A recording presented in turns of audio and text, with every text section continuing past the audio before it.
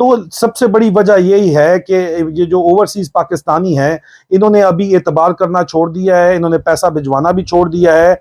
और अगर आप कहें कि जी मजबूरी हो तो देना तो होता है ना, पैसे लोगों ने बाहर से भेजने होते हैं, तो उसका मैंने आपको बता दिया कि मुतबादिल जो तरीकाकार है वो मौजूद है और कोई उसको नहीं पकड़ सकता। ये सिर्फ बातें हैं, जब तक जो है वो रजाकाराना तौर के ऊपर हुंडी का काम बंद ना किया जाए, उस वक्त तक हुंडी का काम बंद कोई भी नहीं करा सकता। और ये रजाकाराना तौर के ऊपर इमरान खान की अपील के ऊपर बंद किया गया था, जो अब दोबारा से चल पड़ा है।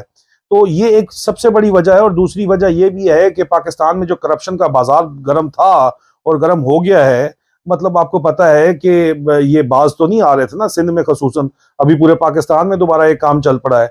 तो ये डॉलर्स के में पैसे कन्वर्ट करा के भेजते हैं पाकिस्तान से बाहर। कभी आपको पता है कि फिशरीज की बोट लॉन्चेस में भेजा जाता था समुद्र के जरिए, अब तो खैर प्राइवेट जेट्स आ गए।